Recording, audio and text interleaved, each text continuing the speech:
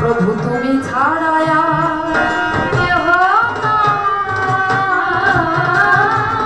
तुमी छाड़ाया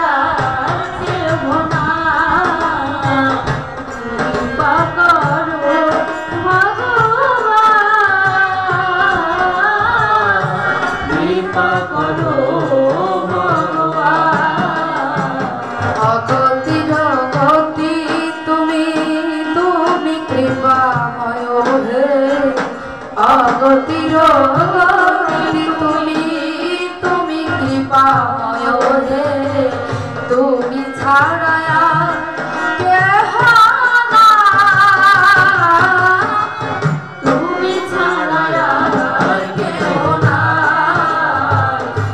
कृपा करो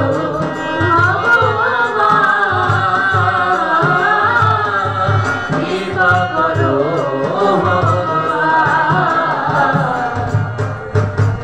भक्ति भरे যখন ভগবানকে স্মরণ করেছিলেন ভগবান কৃষ্ণ কি করেছিলেন একটি নয় দুটি নয় শত শত বস্ত্র দিয়ে দ্রৌপদীর লজ্জা নিবারণ করেছিলেন। তাই বলছি মাগো আপনি যদি ভগবানের নাম করে এক গুণ দেন ভগবান যে আপনাকে কত গুণ ফিরিয়ে দেবে তা আপনি গুণেও শেষ করতে পারবেন না। তাই সেই কলিকালের মহাপ্রভু গৌরাঙ্গ মহাপ্রভু নবদ্বীপের মাটিতে এসে বলেছিল ভক্তগণ আমি যুগে যুগে কাদের জন্য অবতীর্ণ হই জানো বলে তোমাদের লাগি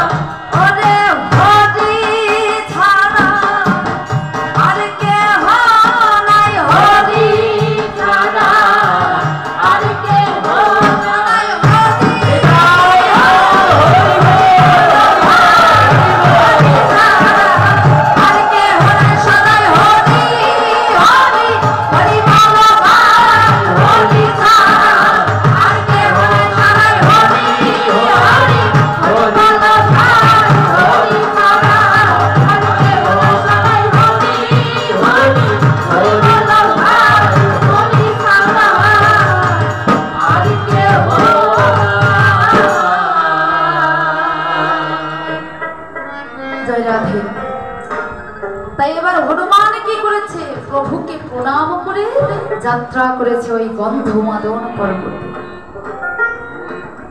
রাবণ রাজা বুঝতে পেরেছে হনুমান আকাশ বাতাস কম্পিত করে চলেছে গন্ধমাদনে। তাই রাবণ রাজা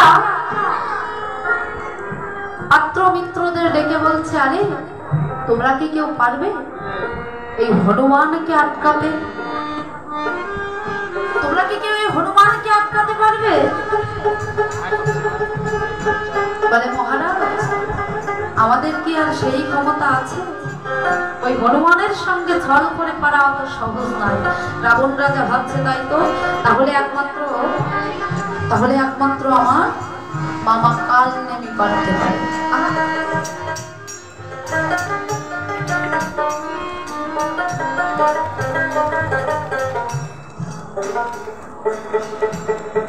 একমাত্র আমার মামা কাল নেমে পারতেন। তাই রাবণ রাজা চলেছে কাল নেমের বাড়ির দিকে, ডাকতে ডাকতে, ও মামা গো,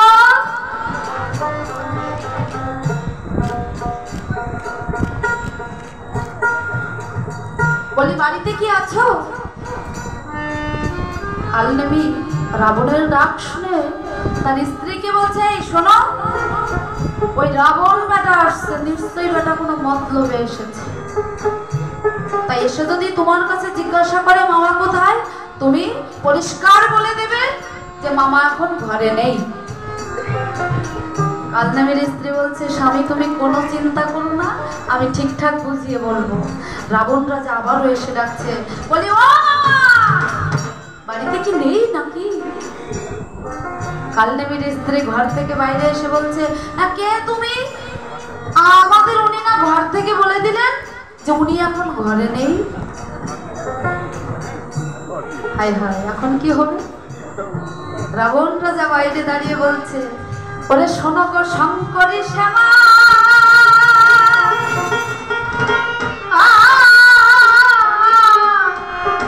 কোথায় নেবি মামা? মামা তুমি আমার মিত্র হিত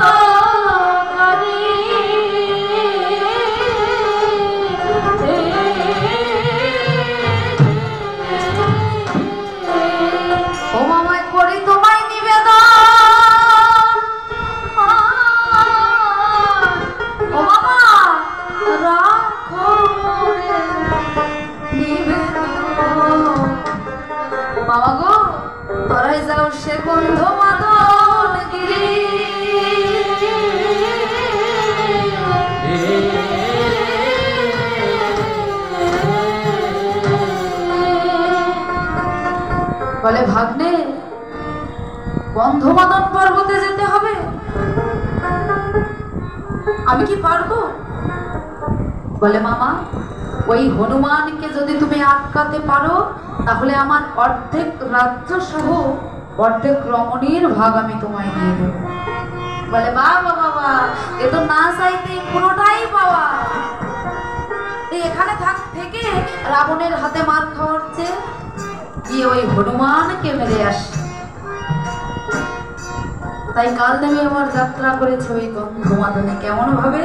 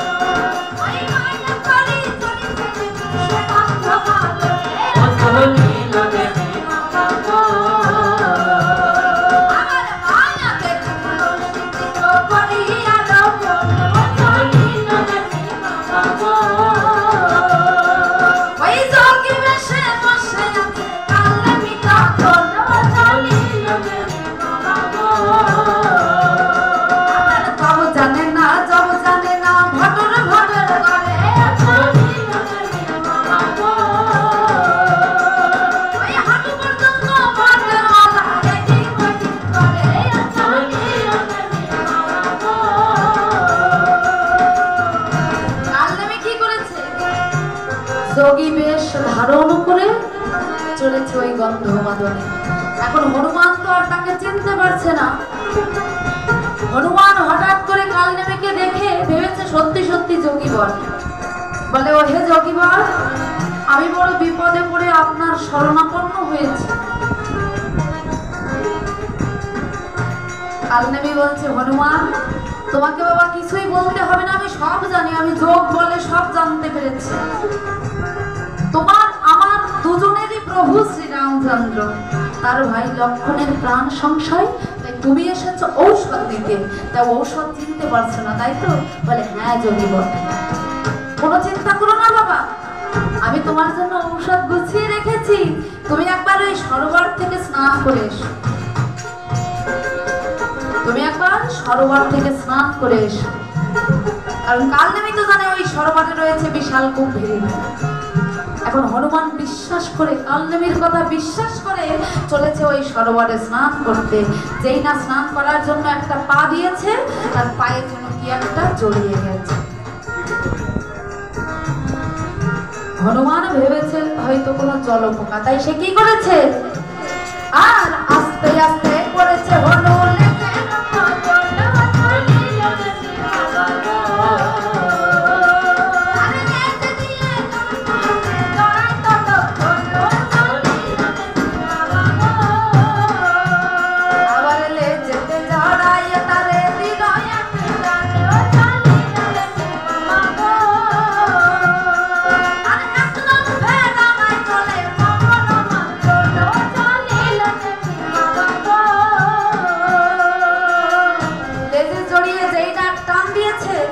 দেখে বিশাল কুম্ভীরিনী তাকে হা করে খেতে আসছে। তখন পুনরায় হনুমান লেজে জড়িয়ে যেই না আছাড় মারতে যাবে, ওই কুম্ভীরিনী মানবীর বেশ ধরে শূন্যে চলে গেছে। হনুমান বলছে, এ কি? করজোড়ে বলছে, হে দেবী, কে তুমি? তোমার পরিচয়টা দিয়ে যাও। কুম্ভীরিনীর বেশধারী দেবী বলছে, হনুমান, আমি স্বর্গের অপ্সরাদের মধ্যে একজন, নাম আমার গন্ধকালী। ওই দক্ষ মুনির অভিশাপে এতদিন এই সরোবরে কুম্ভীরিনী হয়েছিলাম। হনুমান, তোমার স্পর্শে আজ আমি মুক্তি পেলাম। তবে তুমি সাবধান হনুমান, ওই যে রাবণের বাবা কালনেমি ছল করে যোগী বেশ ধরে বসে আছে, তোমাকে মারবে। এই বলে ওই দেবী শূন্যে চলে গেছে। এদিকে কালনেমি কি করেছে, চিন্তা করছে, তাই তো হনুমান তো এতক্ষণ হয়ে গেল আসছে না, নিশ্চয়ই হনুমান মরে গেছে। বাবা বাবা, রাজা ভাবো, রাজ্য ভাবো, কি আনন্দ আমার, অর্ধেক রাজ্য সহ অর্ধেক রমণীর ভাগ পাবো। তাই সে আনন্দে নৃত্য করছে, আনন্দে আনন্দে নৃত্য করে, আনন্দে আনন্দে নৃত্য করে, আনন্দে আনন্দে। ভাই হনুমানকে মেরেছি আমি, নেই কোনো সংশয়, আনন্দে আনন্দে। এখন আমি লঙ্কায় গিয়ে রাজা হতে পারি, আনন্দে আনন্দে। রাজা হব, রাজ্য পাবো, বসবো সিংহাসনে, আনন্দে আনন্দে। রাজনীতি মূর্খ রাবণ কতটুকু জানে, আনন্দে আনন্দে। আবার সোনার খাটে বসবো আমি, রূপার খাটে পারে, আনন্দে আনন্দে। ওই সুন্দর রাবণী কোণে টিপে দেবে গানে, আনন্দে আনন্দে। আবার মন্দোদরী, আহা মন্দোদরী এসে বলবে, ধরো পান্তি খাও, আনন্দে আনন্দে। আমি বলবো এখন না, ওই দিক সরে যাও, আনন্দে আনন্দে। আবার রাজ্য ভাগ করে নেব, দিয়ে খেলা ঢেলি, আনন্দে আনন্দে। সেই ভাগটা নেব টেনে, যে ভাগে মন্দোদরী, আনন্দে আনন্দে। হায় হায় হায় হায় হায়, এ আমি কি বলতে কি বললাম। আরে আরে, মন্দোদরী যে আমার ভাগ নেব, ভাগ নেব তাতে কি হয়েছে, ভাগের ব্যাপার যখন, তখন তো ভালোটাই নেব। তবে আমার মনে বড্ড দুঃখ থেকে গেল গো। আমি যখন ওই লঙ্কার রাজা হব, কালনেমি চিন্তা করছে যে আমি যখন লঙ্কার রাজা হব, তা ওই রাবণের পুত্র ইন্দ্রজিৎ তো মরে গেছে, তাহলে আমাকে পিতা বলে কে ডাকবে? তাই পুত্র পুত্র করে নেমি করিছে ক্রন্দন, আনন্দে আনন্দে। এমন সময় দেখা দিল পবন নন্দন, আনন্দে আনন্দে। চমকে উঠেছে, হনুমানকে দেখে চমকে উঠেছে। হায় রে, এই হনুমান আসলো কোথা থেকে? তবুও পরিস্থিতি সামলানোর জন্য বলছে, এসো বাবা, বসো বাবা, পাবো না বাবার ছেলে, আনন্দে আনন্দে। এত সময় একা একা কোথায় তুমি ছিলে, আনন্দে আনন্দে।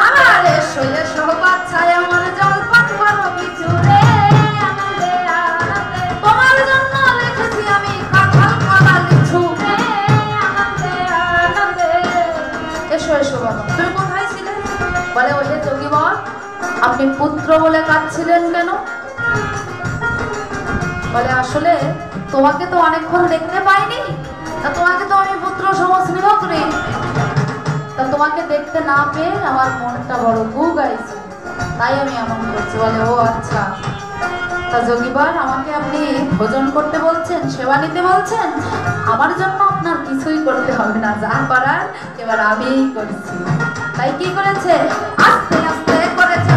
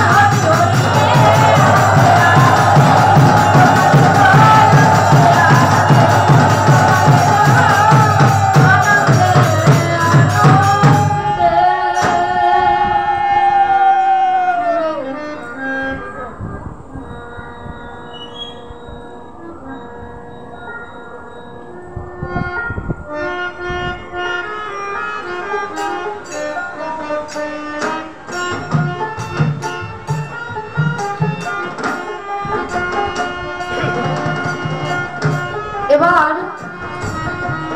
হনুমান কি করেছে, কালনেমির হাত পা মাথা একসঙ্গে করে এমন ভাবে ছুঁড়ে মেরেছে, একেবারে গিয়ে পড়েছে রাবণের রাজসভায়। রাবণ রাজা চিন্তা করছে, তাই তো মামা কালনেমিও পারলো না, তাহলে এখন কি উপায়? হ্যাঁ, আমি এখন সূর্যদেবকে আহ্বান করব, কারণ আজ রাতের মধ্যে ঔষধ আনতে হবে। তাহলে সূর্যদেব যদি এখন উদয় হয়, তাহলে তো আর রাতের মধ্যে ফিরতে পারছে না। তাই রাবণ রাজা কি করেছে, বলে সূর্য সূর্য বলিয়া রাবণ ডাকিতে লাগলো,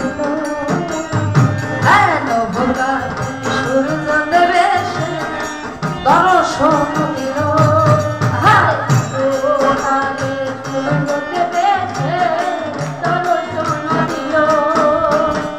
মহারাজ আমায় ডেকেছেন?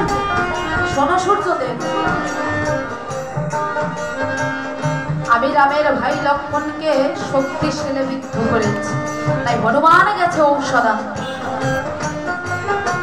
আজ রাতের মধ্যে ঔষধ নিয়ে ফিরতে না পারলে লক্ষ্মণের প্রাণ বাঁচানো যাবে না। তা যেমন করেই হোক ওই হনুমানকে আটকাতে হবে, তাই তোমাকে এই রাত্রে দ্বিতীয় প্রহরে উদয় হতে হবে। বলে মহারাজ এখন তো মাত্র রাত্রে দ্বিতীয় প্রহর, আমি কেমন করে উদয় হব? বলে ওসব আমি জানি না, কিন্তু আমার আদেশ তোমায় পালন করতে হবে। মহারাজের আদেশ পেয়ে সূর্যদেব আমার কি করেছে, পূর্ব দেশের উদয়গিরিতে চলে গেছে উদয় হওয়ার জন্য। এদিকে হনুমান বুঝতে পেরেছে, যেই না দেখেছে পূর্ব দেশে আলোর ছটা, হনুমানের আর বুঝতে বাকি নেই বাবা যে রাবণ রাজা নিশ্চয়ই পুনরায় কোনো ছল করছে। সত্যি সত্যি ওই পূর্ব দেশে গিয়ে দেখে, হনুমান গিয়ে দেখে সূর্যদেব দাঁড়িয়েছে। কি ব্যাপার সূর্যদেব? বলি ব্যাপারটা কি? এই রাত্রে দ্বিতীয় প্রহরে আপনি এখানে? আর বলো না হনুমান, রাবণ আমাকে আদেশ করেছে এখনই দ্বিতীয় প্রহরে আমায় উদয় হতে হবে।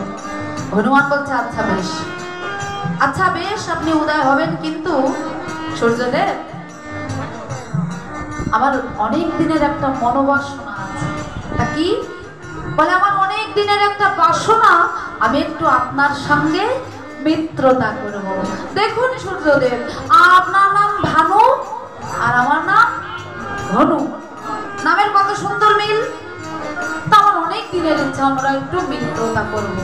এই বলে দুজন যেই না বাবা বাহু বন্ধনে মিলিত হয়েছে, হনুমান কি করেছে, বিশাল আকার ধারণ করে ওই সূর্যদেবকে ধরে তার কানের মধ্যে ঢুকিয়ে দিয়েছে। বলে, ও সূর্যদেব, আবার কানের মধ্যে থেকে ওখানেই উদয় হও আর ওখানেই অস্ত যাও।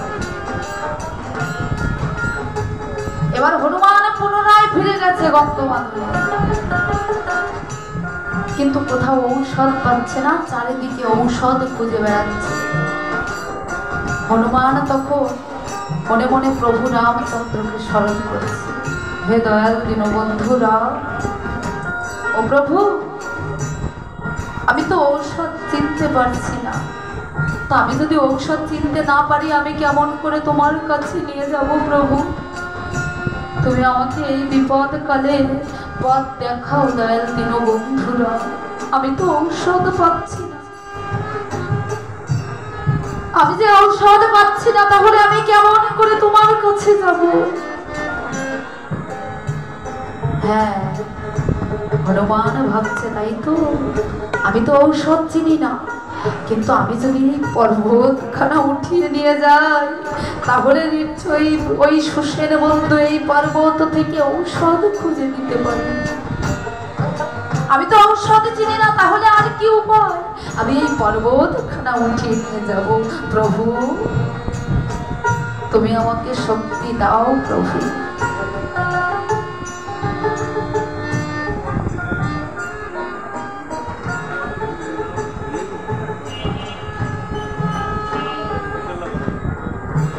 তাই প্রভুকে স্মরণ করে হনুমান কি করেছে?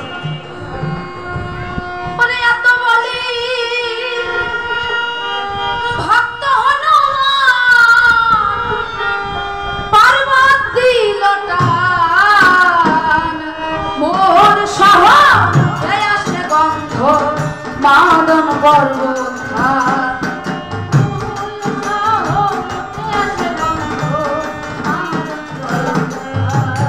আবার পর্বত নিয়ে ভক্ত হনুমান করিল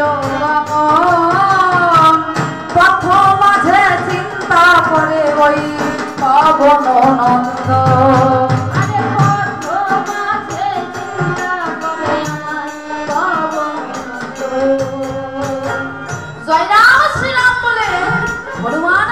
পর্বতটি ধরে টান দিয়েছে, চড়চড় করে পর্বতটি মূল সহ উঠে গেছে। পর্বত নিয়ে হনুমান যাত্রা করেছে। যেতে যেতে হনুমান চিন্তা করছে, তাই তো, আমি তো কখনো আমার প্রভুর জন্মভূমি দর্শন করিনি, তা আমি যখন ওই অযোধ্যার উপর দিয়ে যাব, আমি ওই অযোধ্যা দর্শন না করে যাব না। তাই হনুমান কি করেছে? পর্বতটি মাথায় নিয়ে চলেছে ওই অযোধ্যার পথে। এদিকে ভরত রামের পাদুকা নিয়ে পূজা করছিল। ভেবেছে আমার দাদা তো নেই, তাই গভীর নিশীথে হয়তো কোনো রাক্ষস বা দানব আমার অযোধ্যার দিকে ছুটে আসছে। কারণ হনুমান তো আসছে আকাশ বাতাস কম্পিত করে। ভরত চিন্তা করছে আমার দাদা তো নেই, তাই হয়তো কোনো রাক্ষস বা দানব এগিয়ে আসছে। তাই সে কি করেছে? আর ৮০ লক্ষ মন লোহার বাটুল জুড়িল ধনুকে, জয় রাম শ্রীরাম বলে ভরত ওই বাট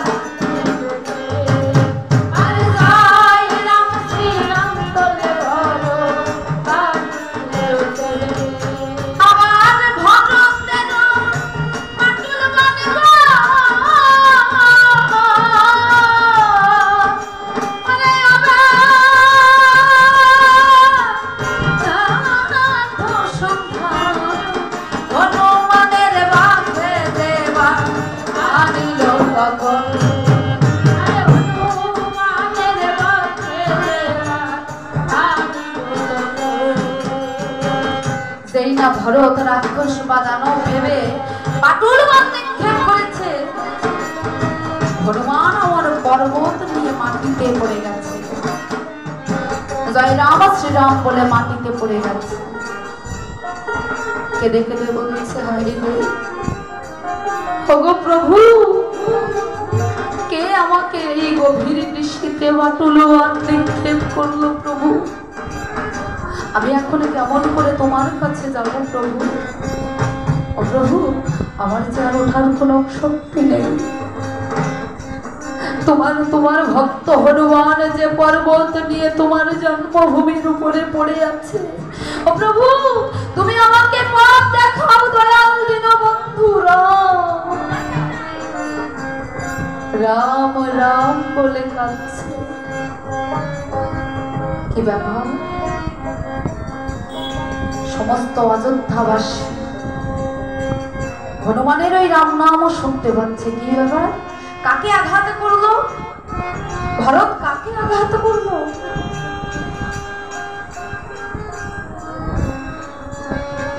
কে গভীর নিশীথে রাম রাম বলে কাঁদছে? সবাই এগিয়ে এসেছে, দেখে হনুমান পড়ে আছে। কি? ভরত বলছে, কি কে তুমি? এই গভীর নিশীথে পর্বত নিয়ে কোথায় চলেছে? আর কে তুমি? বলে, মহারাজ, আমি এই অযোধ্যাপতি রাজা দশরথের পুত্র শ্রী রামচন্দ্রের কিঙ্কর। নাম আমার পবন পুত্র হনুমান। হনুমান, হনুমান, বল না হনুমান, আমার দাদা কেমন আছে? বল না হনুমান, আমার দাদা কেমন আছে? ভালো নেই মহারাজ। আমার প্রভুর ভাই লক্ষণের যে প্রাণ সংশয়, ওই লঙ্কাধিপতি রাজা দশানন তাকে যে শক্তিশালী বিদ্ধ করেছে, তাই আমি গিয়েছিলাম ঔষধ আনতে। মহারাজ, আমি তো ঔষধ চিনি না, তাই এই পর্বতখানা তুলে নিয়ে এসেছি। প্রভু রামচন্দ্র আর ভাই লক্ষণের কথা শুনে সবাই কাঁদছে। এমন সময় মাতা কৌশল্যা ছুটে এসে বলছে, ও তো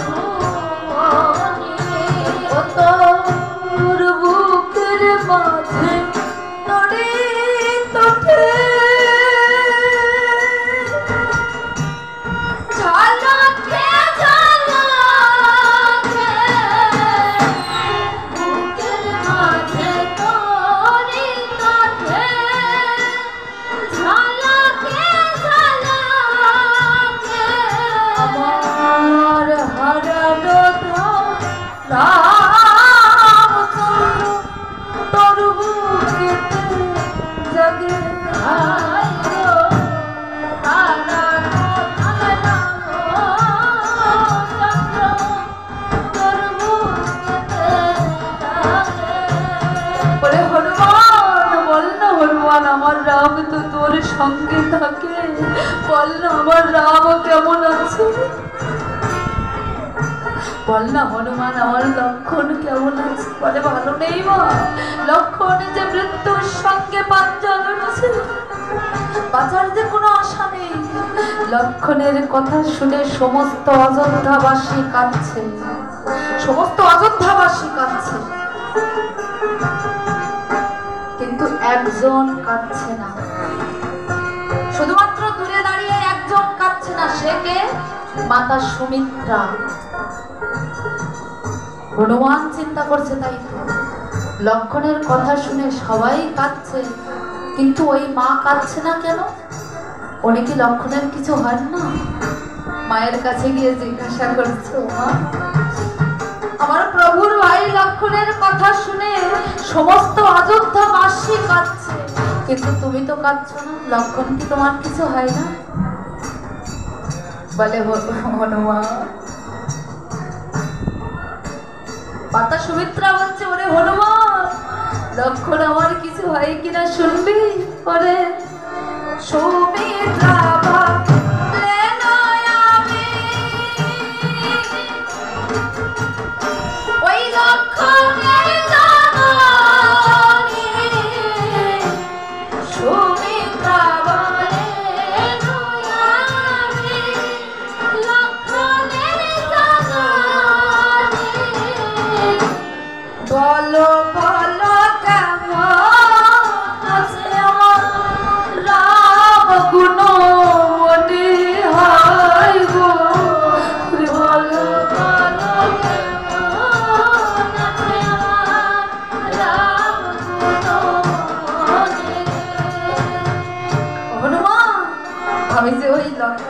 মাতা, কিন্তু তুই বল না বাবা, আমার রাম কেমন আছে?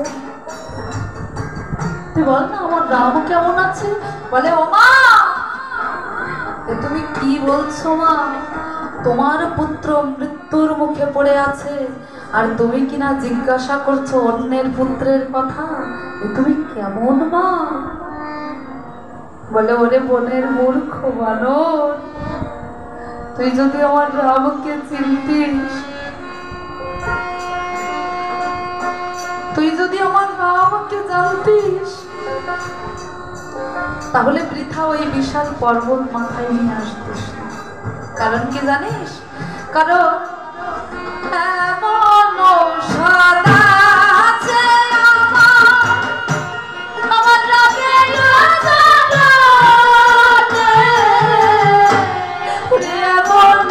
সোনা আছে ওই রামের চরণে, এমন থাকতে মনে হয় গো, এমন থাকতে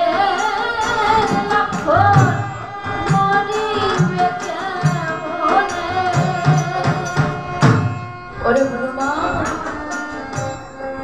তুই যদি আমার রামকে চিনতিস, তুই যদি আমার রামকে জানতিস, তাহলে বৃথা ওই পর্বত নিয়ে আসতিস না। কারণ আমার রামের চরণে থাকলে আমার লক্ষণ যে কিছুতেই মরতে পারে না। তবে তুই যা বাবা, পর্বত নিয়েই যখন এসেছিস, দ্রুত তোর প্রভুর কাছে চলে যা। হনুমান চলে গেছে প্রভুর কাছে। দূর থেকে সবাই দেখছে কি ব্যাপার, হনুমান তো গিয়েছিল ঔষধ আনতে, বিশাল পর্বত মাথায় নিয়ে আসছে কেন? হনুমান গিয়ে বলছে,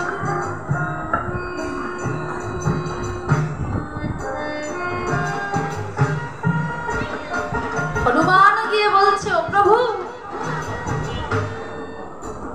আমি তো ঔষধ চিনতে পারিনি, তাই এই বিশাল পর্বত মাথায় নিয়ে এসেছি। এবার বৌদ্ধমশাইকে বলুন এই পর্বতের চূড়া থেকে ঔষধ খুঁজে আন। সুসেন বৌদ্ধ বলছে, হনুমান, কিন্তু এই ঔষধগুলো বন্টন করতে এখনো যে 3টি জিনিসের প্রয়োজন। কি কি? স্বর্গধাম থেকে কপিলার গোময়, লঙ্কা থেকে নিকোষার চোখের জল, আর স্বর্ণশীল নড়া। এই 3টি জিনিস না হলে তো আমি ঔষধ বন্টন করতে পারবো না।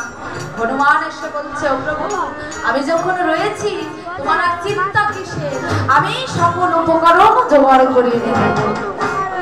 তাই হনুমান আমার যাত্রা করেছে কোথায়? স্বর্গধামে।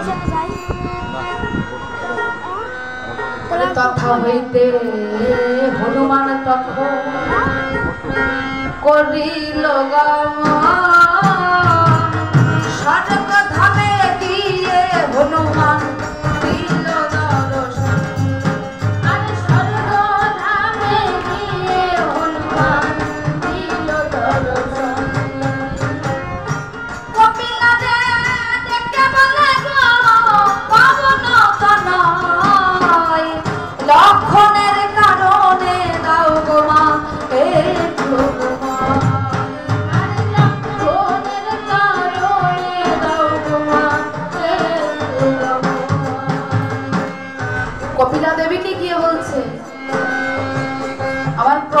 ভাই লক্ষণের প্রাণের সংশয়, তাই একটু গোময় দিতে হবে।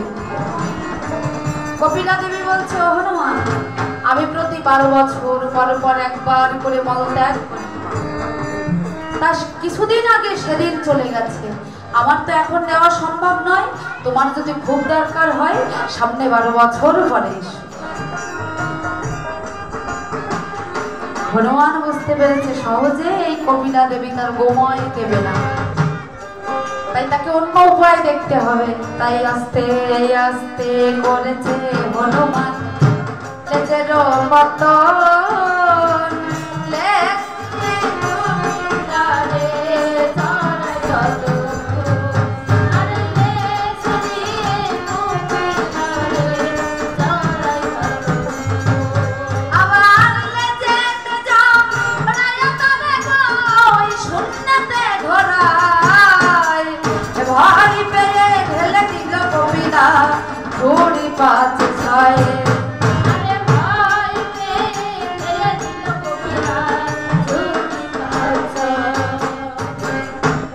কপিলা দেবী যেই না হনুমান তাকে লেজে জড়িয়ে শূন্যে ঘুরিয়েছে, ঝুড়ি 5-6 মলত্যাগ করে দিয়েছে।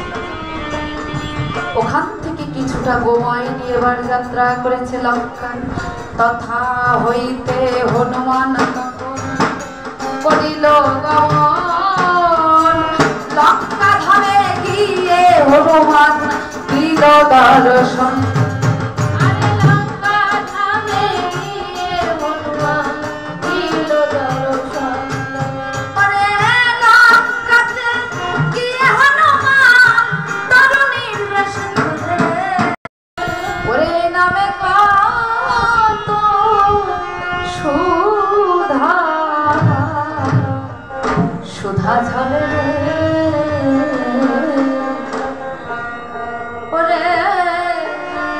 এই নামে যারে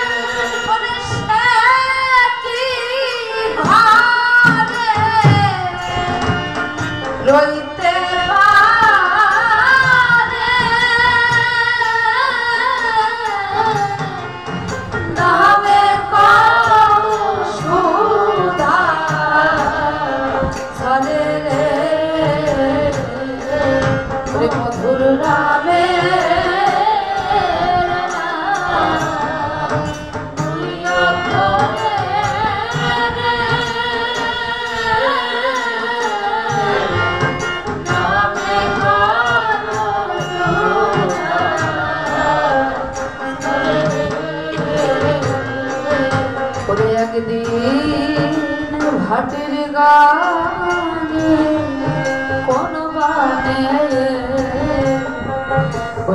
তারাই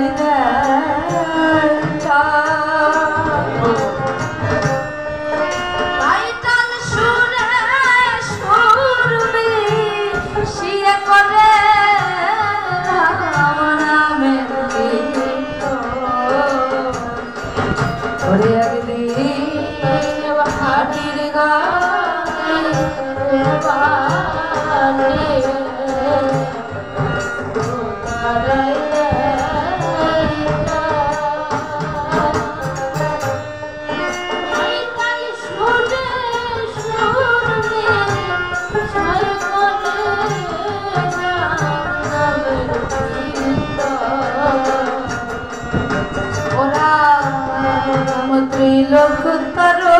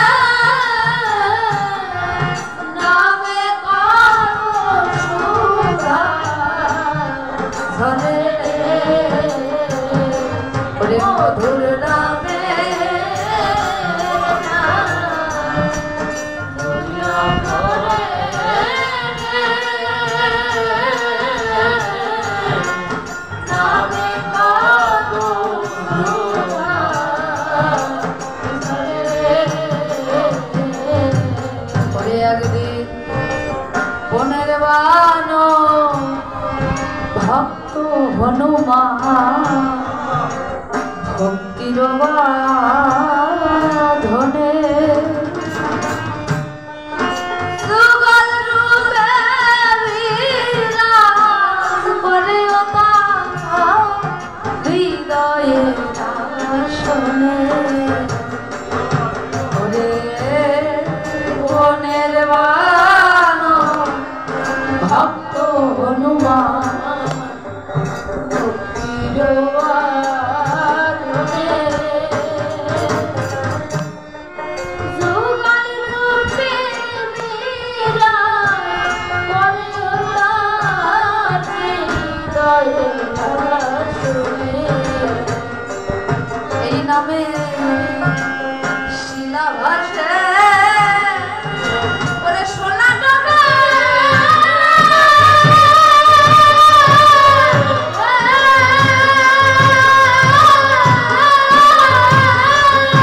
ওই নাম তুলো বাধা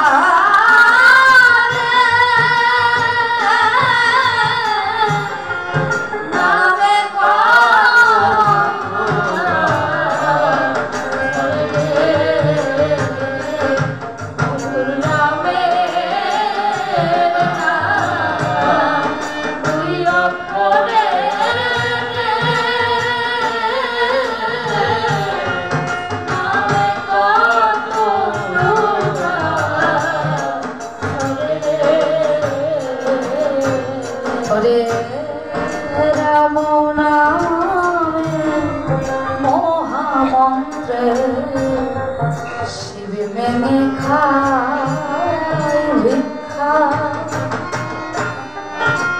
রাম নামের ধ্বনি তুলে হয় রে ব্রহ্মদেশে ভিক্ষা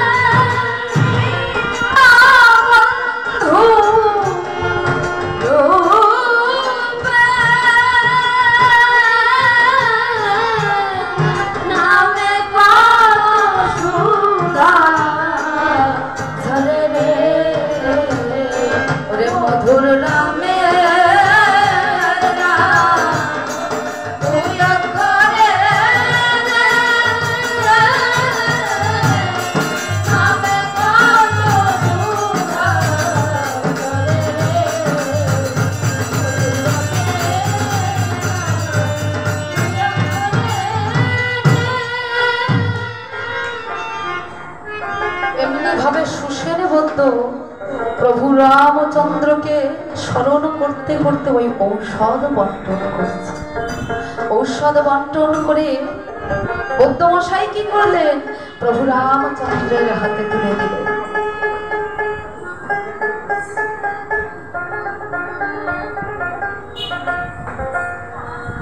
প্রভু রামচন্দ্র ওই ঔষধ নিয়ে যেই না লক্ষণের ক্ষতস্থানে ছিটিয়ে দিয়েছে, লক্ষণ আমার চেতনা ফিরে পেয়েছে।